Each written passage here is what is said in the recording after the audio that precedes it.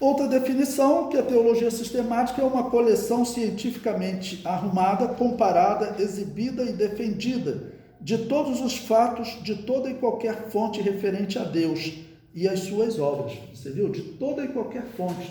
Eu já li a história de, por exemplo, de astrônomo que se converteu, já vi história de biólogo, contei para vocês a história daquele biólogo americano, Francis Collins, que ele se converteu só por ver o funcionamento do DNA humano. Ele conta esse testemunho no YouTube, que ele se converteu ao ver a complexidade que é o ser humano. E ele era de família de ateus, tá bom? Era ateu, mas quando ele viu como funciona o ser humano, ele viu que não pode ser obra do acaso, que tem que existir um Criador. Ele falou, e ele disse que se converteu sem ninguém falar de Jesus para ele.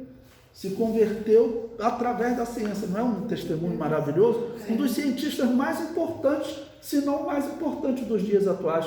Que descoberta aconteceu no mundo da ciência depois de 2002, quando ele publicou os estudos sobre DNA, que ele mapeou o genoma humano, né, o DNA, e ganhou o prêmio Nobel. Foi ganhar em 2004 o prêmio Nobel, né?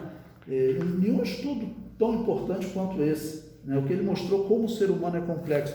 Então, você pensar que talvez o cientista mais importante da nossa era se converteu sem ninguém, por exemplo, falar de religião para ele, ele falou que ele viu que não, algum ser poderoso criou isso aqui. Aí acabou encontrando a Bíblia, leu a Bíblia, hoje ele é um cristão, né?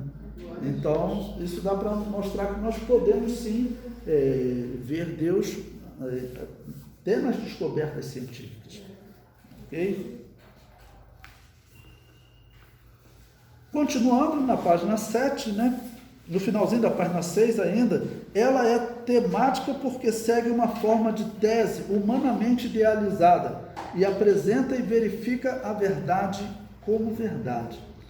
O termo teologia era usado pelos filósofos gregos para definir as suas discussões sobre a divindade. Aristóteles dividia as ciências em três: a física, que era o estudo da natureza, a matemática, que era o estudo dos números, e a teologia, que era o estudo sobre Deus, né? Aquela explicação que eu falei para vocês sobre o Logos, ela foi anterior a Aristóteles, tá bom? Foi de um homem chamado Heráclito, que viveu próximo do século VII, cerca de 600 anos antes de Cristo, tá bom?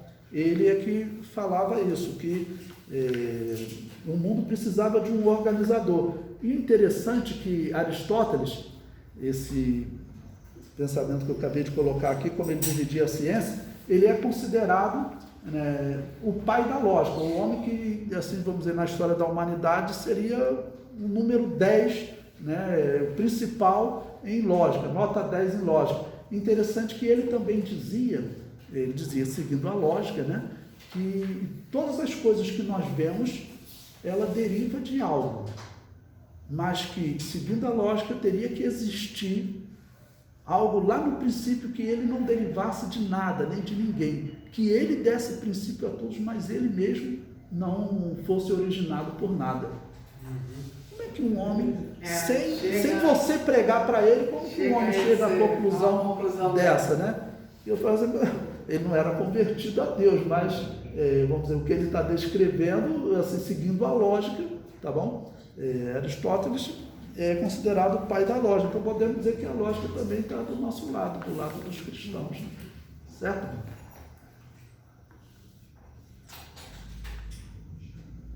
O termo teos é combinado com diversos outros termos, tais como teodiceia, teosofia, né? Até ateu, ok? De alguma maneira vem de teos, porque é a negação, o a é negação, né? Tá bom? O ateu é não Deus. O termo a, vocês já ouviram as pessoas falarem em grego, por exemplo, átomo, que não se divide, tá bom? Eu sou apolítico, ou seja, que eu não gosto de política, tá bom? Então, ateu também é aquele que desacredita em Deus, tá bom? Ele poderia ser definido como sem Deus. É assim que o termo ateu aparece em Efésios. Vamos dar uma lida aí? Efésios capítulo 2, versículo 2.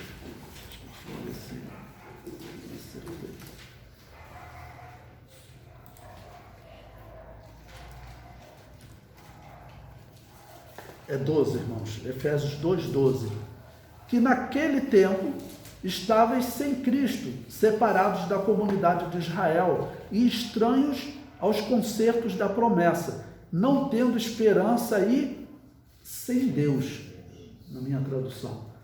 Sem Deus, como é que está escrito lá no grego? Eu já uso o computador aqui, porque aqui eu tenho tudo escrito em grego aqui para eu poder ler. Está escrito lá, ateu. Tá bom? Então, a melhor tradução do termo ateus, até porque aparece em nossas Bíblias, é sem Deus. Tá bom?